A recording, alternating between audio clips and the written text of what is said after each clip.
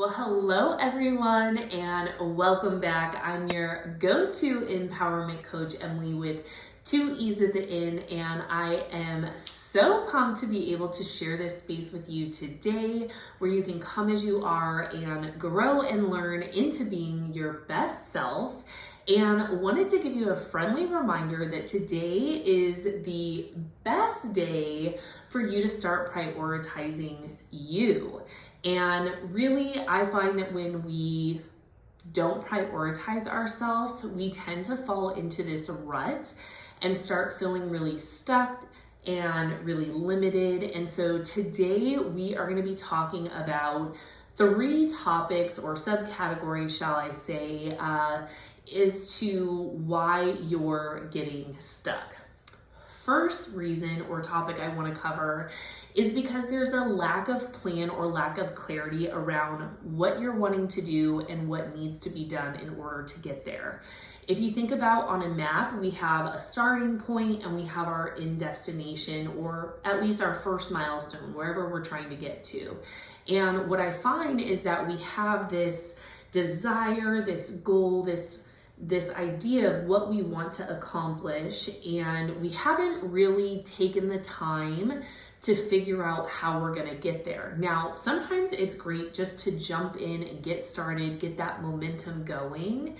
But at the same time, we need to have an idea of where we're going, because if we don't, there's a lot of lost effort in just trying to figure that out. So we find ourselves being stuck because we don't know where to start, or we just don't know where we're going, or don't have a super clear picture of that. So that is our first subcategory into why we're getting stuck. Second one is that we're overwhelmed. I mean, it makes total sense when you think of it that we don't know where we're going or don't really have a clear picture of how we're going to do it. So then that leads us to being overwhelmed. And then when we're overwhelmed, we tend to procrastinate, right? It can be this weight that's on our shoulders trying to figure out where we're going, and then we don't want to try to take the step because we're just feeling such a weight.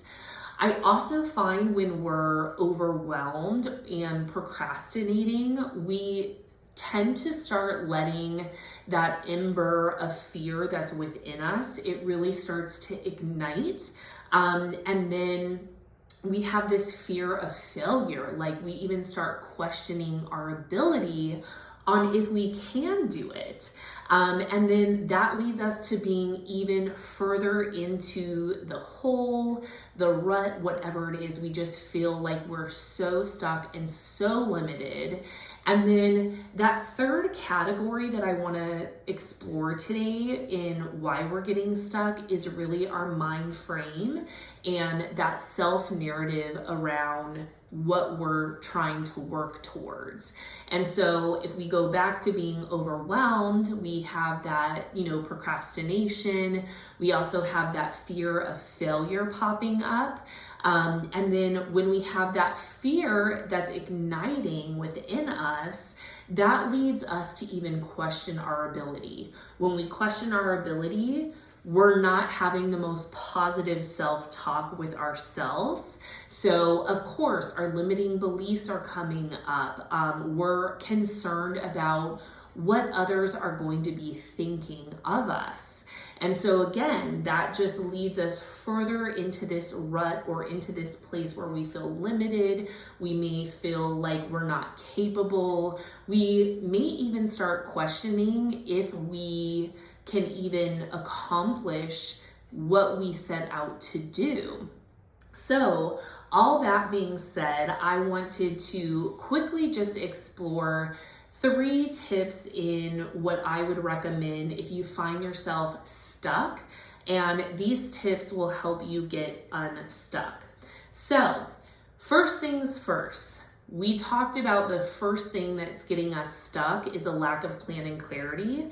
So the first thing I'm going to recommend and encourage you to do in getting unstuck is getting really clear on your action plan, right? I like to think of this as an invitation to yourself and to those who are going to help you in this journey. So we want to think about the who, the what, the when, the where, the how, and the why. All of that information. And let me just take a moment to encourage you that you don't have to have it all figured out.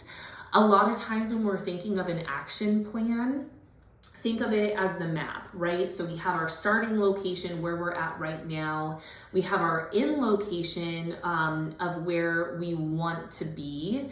And you don't have to figure out all of the turns and twists to get to the end destination. We need to just determine what that first milestone is, right? So if we have an idea of what 1/3 of the journey is going to be, we can work backwards and create mini stepping stones, or mini goals, as I like to call them, in order to be able to take the first step.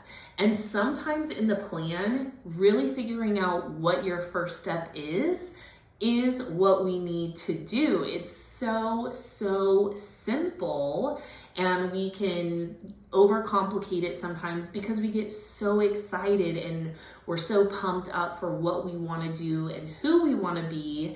And so sometimes we just have to kind of work backwards and figure out what's that number one step that we need to take. And then really be able to figure out that action plan to be able to move forward. Next thing that I would recommend is really being able to be consistent. And we want to be consistent in a couple different places. So we want to be consistent in showing up for ourselves. So in your plan of action, you're going to determine the when, the where, and the how. And so along with the other things. And then you want to figure out, what does consistency mean to you?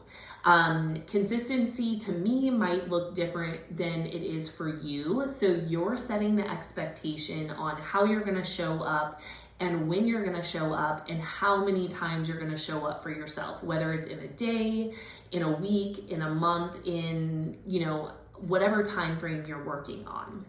Then we also want to be consistent or establish consistency in our evaluation. So a lot of times we can be doing the same thing over and over and we're not enjoying it. We're not seeing progress. And that's where we need to evaluate. We need to evaluate what's working, what's not working, and what else can we be doing, or who else can we be in order to make that forward progress. So a lot of times that evaluation is going to lead to a rerouting. So again, going back to the map example, we may have calculated that we're going to make a couple different turns when we get to, Success Street. And maybe instead of turning on Success Street, we find out that we need to go a little bit of a longer route, right? Maybe we're going to make a left instead of a right. So being willing to show up and make those adjustments for yourself. And we're able to do that by reflecting and really determining what works best for us and what isn't. A lot of times when I work with clients around the whole evaluating and reflecting, it could be something that's working, that you've done for a month, or sometimes I'll say, give it 2 to 3 weeks. But if it's something that continues to come up that just doesn't feel right, it's like draining you drastically, or just doesn't work with your schedule, then make that change and give that change some time to see what will really work for you. And then lastly, the main thing that we want to make sure that we do to be unstuck is have community. So congratulations, because you already made your first step by showing up for yourself and watching this video. You have community here. We want to have community and support. And really that community and support is going to give us accountability. right? If we say that we're going to do something and we say that to our community, whether that's one person or a bajillion people, they're going to help keep us accountable to what we want to work towards. Also, having community and involving the community in what you're working towards is really going to allow us new perspectives that we may have not considered, and will also allow us new avenues and new opportunities to get to where we want to be. So a lot of times our community is that resource of people who have already walked this path or felt those feelings or worked through that situation. So getting to learn what they did, what worked best for them, and being able to apply that to you and your route to your destination that you have planned. And then lastly, community and support is so important because it allows us to borrow the belief before we have our own. And it may sound silly, but it is so incredible in what it does for us, in whether it's someone saying, hey, you're so strong, you're already getting through this, to someone sharing their testimony on how they worked through something, and you can actually see that they made it out of the hole or the rut, or they made it to the other side. So no matter where you're at on your journey, maybe you're feeling like you're down deep, dark in a hole, there's no ladder, no nothing to help get you out, I promise you it is there. We may have to do the work to build the ladder together and get out, but it is there. So really encourage you to get that community involved, whether it's an accountability partner, hiring a coach to work with, or maybe it's a community group that you're involved in, or maybe you haven't been as involved and you need to jump back into it. So I hope that this resonates with you all, and I would love to know what's one thing that's resonating with you after listening to all of this. And I would also love to know how you're going to implement something that you learned from this video into your own destination. So make sure to comment those below. I would love to cheer you on, and always stay connected with me between videos. On Instagram, you can find me at _ Emilee with 2 E's at the end, Hill, and finding ways to partner with me. Maybe you're looking for more direction, more accountability, more support on your journey to be your best self. You can check out how to partner with me online on my website, which is Emilee with 2 E's at the end, hill.com. And know that you are strong, know that you are worthy, and know that you are so capable of this journey. And today, again, is the best day to prioritize you and show up for you. Love you all, and I'll talk to you soon. Bye.